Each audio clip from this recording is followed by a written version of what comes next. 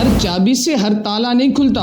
دیکھنے میں چابی آپ کو بالکل سیم لگے گی لیکن ایک دانت کے فرق سے تالا نہیں کھل رہا ہوتا. بہت سے اس طرح کے ذکر ہیں جو حضور علیہ الصلوۃ والسلام نے ایک تعداد مقرر فرمائی. بہت سے ذکر اذکار کے اندر بزرگوں نے ایک تعداد مقرر فرمائی. کیونکہ وہ اس راز کو پہچان چکے کہ اس تالے کو کھولنے کے لیے کتنے دانت والی چابی چاہیے. تو تسبیح جو ہے نا وہ گن گن کے کرنا، اس میں بھی ایک حکمت ہے. آپ اپنے رب کی تسبیح کر رہے ہو، آپ کا رب آپ کو ملاحظہ فرمائے. اور جب آپ اس کیفیت کے ساتھ رب کی تسبیح کر رہے ہوں گے، طاقتیں جو روحانی قوتیں رب نے جو پیدا فرمائی وہ آپ کے ساتھ آٹومیٹکلی ہونا شروع ہو جائیں گے. لیکن یہ کب؟ جب آپ تسبیح کی معرفت کو سمجھیں گے.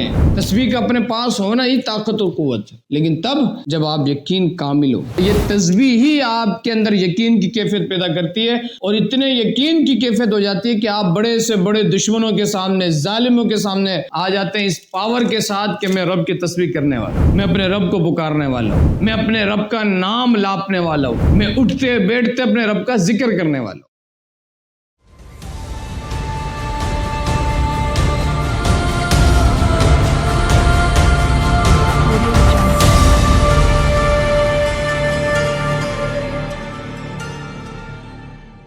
الحمدللہ رب العالمین والصلاة والسلام علی سید الانبیاء والمرسلین، اما بعد فاعوذ باللہ من الشیطان الرجیم، بسم اللہ الرحمن الرحیم. امید کرتا ہوں کہ آپ تمام احباب خیر عافیت سے ہوں گے. اللہ کریم مجھ پر، آپ تمام پر خاص صدقہ اہل بیت علیہ السلام کا عطا فرمائے.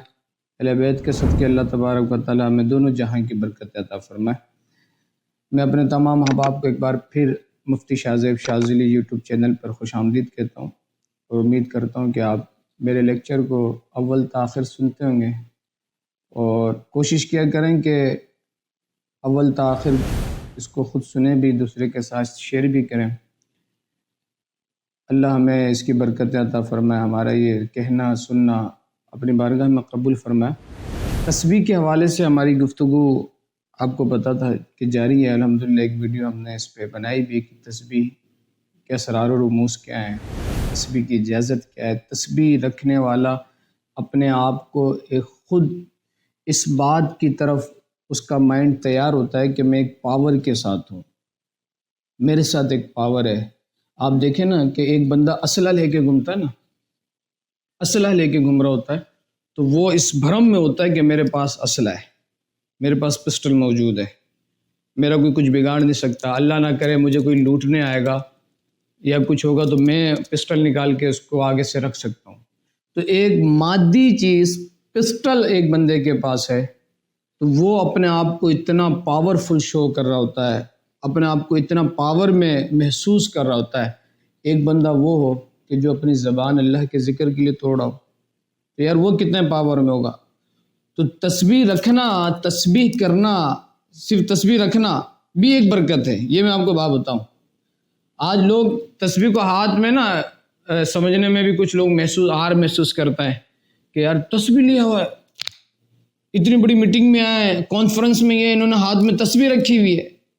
لوگ پتہ نہیں کیا کیا رکھ رہے ہیں، اور باطل مذہب کے لوگ اپنے مذہب کے سمبل کو بطور فخر جو ہے لوگوں کے سامنے ایڈورٹائز کر رہے ہوتے ہیں، اور ہمیں اللہ اور اس کے رسول کی غلامی لوگوں کو جو ہے نا لوگوں کے سامنے اظہار کرتے ہوئے ہمیں مسئلہ ہوتا ہے.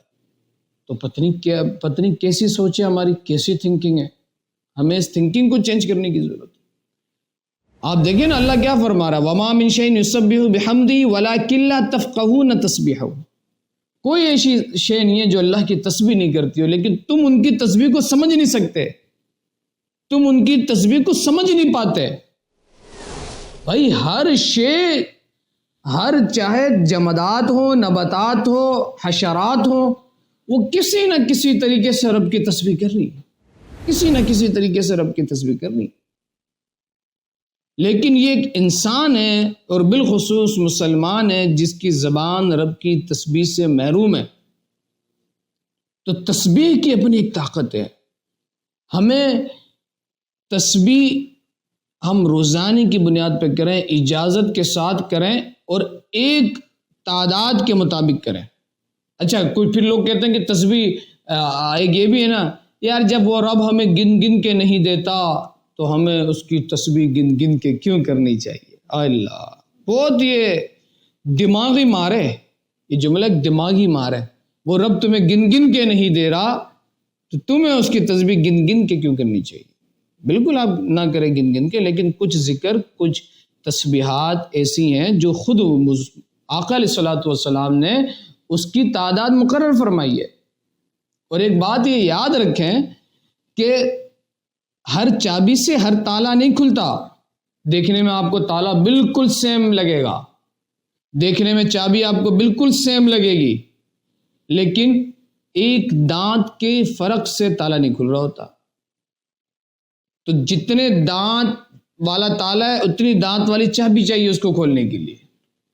تو یہی بزرگوں کے راز ہیں تسبیحات کے، یہی اصحاب کرام کے راز ہیں تسبیحات کے، کہ کسی کو انہوں نے کسی ذکر کو کہا کہ 999 مرتبہ کرنا ہے، کسی کو کہا حضور علیہ الصلوۃ والسلام نے خود تسبیح فاطمہ کے متعلق کیا فرمایا کہ 34 مرتبہ سبحان اللہ، 34 مرتبہ الحمدللہ، اور 33 مرتبہ سبحان اللہ، 33 مرتبہ الحمدللہ، 34 مرتبہ اللہ اکبر۔ بہت سے ایسے اس طرح کے ذکر ہیں جو حضور علیہ الصلوۃ والسلام نے ایک تعداد مقرر فرمائی۔ بہت سے ذکر و اذکار کے اندر بزرگوں نے ایک تعداد مقرر فرمائی۔ کیوں؟ کیونکہ وہ اس راز کو پہچان چکے کہ اس تالے کو کھولنے کے لیے کتنے دانت والی چابی چاہیے۔ میں نے ابھی آپ کو کہا نا کہ تالا سیم ہے، چابی سیم ہے، لیکن دانت ایک آگے پیچھے ہو تو کیا وہ تالا کھول دیتا ہے؟ وہ چابی، اس چابی کے ذریعے آپ اس تالے کو کھول سکتے ہیں؟ تو بالکل نہیں کھول سکتے۔ تو تسبیح جو ہے نا وہ گن گن کے کرنا، اس میں بھی ایک حکمت ہے، اس لیے اس کو گن گن کے کیا جاتا ہے۔ اب یہ بھی لوگوں نے ہم سے کہا کہ حضرت ایک کاؤنٹر میں جو ہم تسبیح کر رہے ہوتے ہیں، دیکھیں سب سے بہترین جو میں نے آپ کے سامنے ذکر کیا کہ تسبیح جو ہے نا آپ کے سامنے اس شیپ میں ہو تو بہت اچھا ہے۔ اب اس شیپ میں کون سی تسبیح ہونی چاہیے یہ بھی میں نے آپ کے سامنے ذکر کیا کہ سندل کی لکڑی کی ہو تو بہت بہترین ہے، کیونکہ سندل کی لکڑی جو ہے وہ جذب کرنے کی صلاحیت رکھتی ہے۔ آپ جب لازمی سی بات ہے نا میرے بھائی، جب آپ ایسے پڑھ رہے ہیں بسم اللہ الرحمن الرحیم، بسم اللہ الرحیم یا ایھا المزمل نادی علیہ مظہر العجائب، تو جو یہ آپ کی روحانیت نکل رہی ہے یہ اس کو ایبزورو کر رہا ہوتا ہے، یہ اس کے اندر کیا ہو رہا ہوتا ہے، یہ اپنے اندر جذب کرتا ہے اس کو۔ لازمی سی بات ہے نا، آپ دیکھیں ایک بات ہے، آپ ہاتھ کو ایسے ایسے رگڑتے ہیں رگڑتے ہیں رگڑتے ہیں رگڑتے ہیں رگڑتے ہیں تو کیا ہوتا ہے؟ ہاتھ گرم ہونا شروع ہو جاتا ہے۔ جب آپ اپنے ہاتھ کی مار ذکر کے ساتھ اس پہ چلا رہے ہیں تو آپ بتائیں اس کے اندر اثر پیدا نہیں ہو رہا ہوگا؟ بالکل اس کے اندر اثر پیدا ہو رہا۔ اب یہ آپ کے یقین کی بات ہے، یہ میں آپ کو بات بتا دوں، یہ آپ کے یقین کی بات ہے، اور رب کی پہچان بھی اسی کو حاصل ہوتی ہے جو اس پر یقین رکھتا ہے۔ نہ رب کو میں نے دیکھا نہ آپ نے دیکھا، لیکن ہمارا یقین اتنا کامل ہے کہ ہم سر کٹوانے پہ آ جاتے ہیں کہ رب ہے، رب موجود ہے۔ تو یہ یقین کی کیفیت جب آپ کے اندر پیدا، یہ تسبیح ہی آپ کے اندر یقین کی کیفیت پیدا کرتی ہے، اور اتنے یقین کی کیفیت ہو جاتی ہے کہ آپ بڑے سے بڑے دشمنوں کے سامنے، ظالموں کے سامنے آ جاتے ہیں اس پاور کے ساتھ کہ میں رب کی تسبیح کرنے والا ہوں، میں اپنے رب کو پکارنے والا ہوں، میں اپنے رب کا نام لاپنے والا ہوں، میں اٹھتے بیٹھتے اپنے رب کا ذکر کرنے والا ہوں۔ تو یہ اسی وقت اجازت کے ساتھ، ورنہ یہ تسبیح رجت کا بھی سبب بنتی ہے، یہ بات یاد رکھیے گا۔ کوئی کہے کہ نہیں بنتی، ذکر کرنے سے کیا رجت ہوتی ہے؟ میرے بھائی کیوں نہیں ہوتی؟ ہو جاتی، بالکل ہوتا ہے۔ ہر چیز ایک اپنے طریقے کے مطابق ہے بھائی۔ ہاں، کھانا بھی طریقے کے مطابق کھائیں گے تو وہ آپ کو فائدہ دے گا، ورنہ وہی کھانا آپ کے لیے نقصان بنتا ہے، وہی آپ کے ہارٹ اٹیک کا بھی سبب بن جاتا ہے، وہی آپ کی شوگر کا بھی سبب بن جاتا ہے، وہی آپ کے موت کا بھی سبب بن جاتا ہے۔ تو ہر چیز ایک اپنے قاعدے کے تحت ہے، کلیہ کے تحت ہے، اس کے علاوہ نہیں ہے۔ تو کاؤنٹر سب سے بہترین جو ہے نا، جیسے ہم سے پوچھا ہے تو سب سے بہترین یہی ہے کہ آپ کے پاس لکڑی کی ہو، نہیں تو عقیق کی ہو، پتھر کی ہو، اس شیپ میں ہو، اور نہیں ہے تو بھائی آپ کاؤنٹر میں بھی پڑھ سکتے ہیں۔ لیکن کیا ہوتا ہے کہ اس میں ایک شبہ ہی رہتا ہے کہ پتہ نہیں ایک دبایا تھا، ہوا یا نہیں ہوا، آگے تو نہیں بڑھ گیا، زیادہ تو نہیں دب گیا، ایسا تو نہیں کہ پڑھ کے دبایا دبا نہیں، یہ سارے معاملات شبہات ہوتے ہیں۔ تو کاؤنٹر میں بھی آپ پڑھتے ہیں تو ہو جاتی ہے، کوئی مسئلے کی بات۔ آپ انگلیوں کے پوروں میں بھی پڑھیں گے تو بھائی ہو جائے گی، اس میں کوئی شک کی بات نہیں۔ لیکن بھئی تسبیح کے رازوں میں سے راز تو یہ کہ عامل جس تسبیح پہ پڑھتا ہے نا اس تسبیح کو بھی چھپا کے رکھے، اس تسبیح کو بھی چھپائے، اپنی تسبیح کو، ایک عامل کو تو اپنی تسبیح بھی چھپا کے رکھنی چاہیے بھائی. جس طرح سے پڑھائی کرتے وقت آنکھیں بند ہونی چاہیے نا، یہ معاملات ہے. اب تسبیح کا ایک ٹائم بھی ایک ہونا چاہیے، یہ بھی بات ہے. آپ دیکھیں، آپ کبوتر کو دانہ ڈالتے ہیں تو ایک ٹائم آپ مقرر کر لیتے ہیں، اس ٹائم پہ ان کبوتروں کو بھی پتہ ہوتا ہے کہ یار یہ ٹائم ہے مالک کے دانہ ڈالنے کا. اگر آپ کے پاس وہ قید نہیں بھی ہوتے نا، ارد گرد میں ہوتے ہیں، آگے پیچھے ہوتے ہیں، تو ان کو پتہ ہوتا ہے کہ یار یہ دانہ کا ٹائم ہے، اس وقت آ جاؤ. ہاسٹل میں جو لوگ رہتے ہیں، جو طلباء پڑھ رہے ہوتے ہیں ہاسٹل کی لائف، ان کو پتہ ہوتا ہے کہ بھئی دوپہر کا کھانا 12 بجے ملنا ہے. گھنٹی بجے نہ بجے وہ جو ہے کچن میں یا جو ہے کھانے کی جہاں پہ معاملات ہوتے ہیں وہاں وہ جمع ہو جاتے ہیں. تو اسی طرح سے تسبیح کے لیے بھی نا ایک ٹائم اگر آپ مقرر کر لیں. کچھ لوگ تو وہ ہیں کہ جو 12 گھنٹے ان کے تسبیح کے معاملات ہوئے، ایک علیحدہ چیزیں، لیکن اگر آپ اس کے لیے ایک اہتمام کے ساتھ ایک ٹائم آپ کا مقرر ہو، تو جب آپ اس ٹائم پر آپ کے بھی بیٹھنے کا وقت ہوگا، اس سے پہلے اس کی روحانیت، اس کی نورانیت اور اس کے تعلق سے جو اس کے موکلات ہیں، جو اس کے مددگار ہیں، جو اس کے معاونین ہیں، اور اس پر جن لوگوں کی ریاضتیں ہیں، وہ اس کی روحانیت بھی پھر آگے کھڑے ہو جائے گی. اس لیے آپ کو سننے کے لیے، یہ راز کی بات بتا، سننے کے لیے کہ یار اب یہ بندہ ذکر میں لگے گا. اب آپ نہیں دیکھ رہے ہیں، آپ کو نہیں محسوس ہو رہا. کچھ لوگوں کو محسوس ہونا شروع ہو جاتا ہے، کچھ لوگوں کو نہیں محسوس ہوتا، کچھ لوگوں کو اس کا ادراک ہو جاتا ہے. لیکن آپ محسوس، آپ کو نظر آ رہا یا نہیں آ رہا، آپ کو محسوس ہو رہا یا نہیں ہو رہا، کوئی مسئلے کی بات. لیکن آپ جب اپنے کام میں لگے ہوئے تو وہ نورانیت، وہ روحانیت آپ کے سپورٹر بن گئے. پھر شر جو نیگیٹو پاور ہے نا، نیگیٹو شعائیں ہیں، جو آپ کے حاسدین ہیں، دشمن ہیں، وہ ان کو وہیں پہ سد باب کرتی ہے، وہ وہیں ان کو روکتی ہے. وہ اس کے لیے ایک ریڈ زون بن جاتی ہے، ریڈ زون بن جاتی ہے اس کے لیے. آپ دیکھیں نا کیوں ہمیں دعاؤں کی تلقین کی گئی. غسل خانے میں جاتے ہوئے، بیت الخلاء میں داخل ہونے سے پہلے ایک دعا پڑھی جائے، پانی پینے سے پہلے دعا پڑھے. ہم تو ان چیزوں کو نہیں دیکھ رہے، لیکن کیا ہے کہ وہ دعائیں ہمارے لیے ایک طاقت بن جاتی ہے جو ہمیں نیگیٹیوٹی سے روکنے کا سبب بنتی ہے رب کے مدد سے. یہ ساری چیزیں. تو تسبیح کے لیے بھی اگر آپ روزانہ 1 گھنٹے کی تسبیح کریں تو آپ بہتر یہ ہے کہ آپ اس کے لیے با اہتمام کے ساتھ مصلی بچھا کر ایک جائے نماز اس کے لیے آپ مقرر کریں. سمجھ میں آئی بات؟ ایک جائے نماز مقرر کریں، ہو سکے تو ایک لباس اس کے لیے مقرر کریں، ایک جگہ اس کے لیے نومینیٹ کریں، پھر وہاں پہ باقاعدہ بیٹھیں اور اس وقت میں بیٹھ کے آپ تسبیح کریں. آپ اس معمول سے تسبیح جب آپ 40 دن کریں گے نا تو پھر آپ کو سمجھ میں آئے گا کہ یار اس کی ایک عجب، یعنی اس جگہ کے عجب ہی اپنے اندر جو ہے نا وہ روحانیت، نورانیت کا مرکز بننے لگ جائے گا. پھر لوگ کہتے ہیں کہ حضرت تسبیح کا بہترین ٹائم کون سا ہوتا ہے؟ دیکھیں تسبیح کا جو بہترین ٹائم ہے وہ تو رات کے وہ تہائی کا وقت ہے جو تہجد کا وقت کہلاتا ہے. 2 بجے 3 بجے کا جو وقت ہے، 4 بجے 2 سے 4 کے درمیان کا جو وقت ہے فجر سے پہلے یہ بہترین ٹائم ہے.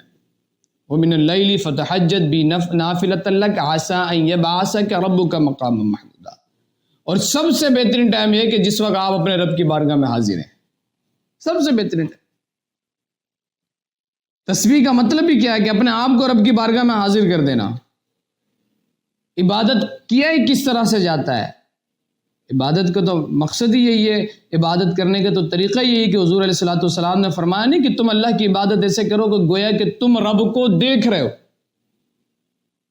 صحابہ نے کہا یا رسول اللہ صلی اللہ علیہ وسلم، تو بڑی بات ہے رب کو دیکھنا. کہ اگر یہ نہیں کر سکتے کہ تم رب کو دیکھ رہے ہو تو کم سے کم اس یقین کے ساتھ کرو کہ رب تمہیں دیکھ رہا ہے. آپ دیکھیں نا کوئی کسی پارٹی سے کسی کا تعلق ہوتا ہے، کسی کا کسی سیاسی پارٹی سے تعلق ہوتا ہے، جب لیڈر آنے والا ہوتا ہے تو اچھل کے نعرے لگاتے ہیں، اچھل کے نعرے، اور میرا لیڈر مجھے دیکھ رہا ہے، میرا لیڈر مجھے دیکھ رہا ہے، میرا لیڈر مجھے دیکھ رہا ہے۔ ہوتا ہے، ہمارے لوگوں کے مزاج میں ہوتا ہے۔ تو یار آپ اپنے رب کی تسبیح کر رہے ہو، آپ کا رب آپ کو ملاحظہ فرما رہا ہے، تو پھر آپ کی کیفیت کیسی ہونی چاہیے اس تسبیح کے وقت؟ اور جب آپ اس کیفیت کے ساتھ رب کی تسبیح کر رہے ہوں گے تو یقین کریں آپ کو کوئی ظاہری اسلحہ رکھنے کی ضرورت نہیں ہے۔ رب کی روحانی طاقتیں، رب اللہ تبارک و تعالیٰ کی جو طاقتیں، جو روحانی قوتیں رب نے جو پیدا فرمائی وہ آپ کے ساتھ آٹومیٹکلی ہونا شروع ہو جائیں گی۔ لیکن یہ کب؟ جب آپ تسبیح کی معرفت کو سمجھیں گے، جب آپ کو اس کی لوجک سمجھ میں آئے گی کہ تسبیح ہے کیا، تسبیح کے اندر پاور کیا ہے۔ تسبیح اٹ سیلف پاور ہے، تسبیح کا ہونا ہی پاور ہے، تسبیح کا اپنے پاس ہونا ہی طاقت و قوت ہے۔ لیکن تب جب آپ یقین کامل ہو، اجازت کے ساتھ ہو۔ یہ میں آپ کو پھر کہہ رہا ہوں، یہ بات کوئی یہ بات مانے نہ مانے اس کو اپنا حق حاصل ہے۔ بھئی قرآن اجازت کے بغیر نہیں ہے۔ اب دیکھیں میری ویڈیو موجود ہے کہ ذکر اجازت کے ساتھ ضروری ہے یا نہیں، وظائف میں اجازت ضروری ہے یا نہیں، یہ ویڈیو موجود ہے ہمارے۔ بھئی قرآن کا پہلا لفظ ہی اجازت کے اوپر ہے۔ آپ قرآن کا جو پہلا لفظ پڑھتے ہیں، پہلی آیت جو قرآن کی ہے، جو سب سے پہلے نازل ہوا، کون سی صورت ہے؟ سورہ علق، اقرأ بسم ربک الذی خلق۔ اقرأ کے اندر سینس، اس کے اندر آپ معنی دیکھیں کیا ہے اس کا مطلب، پڑھیے۔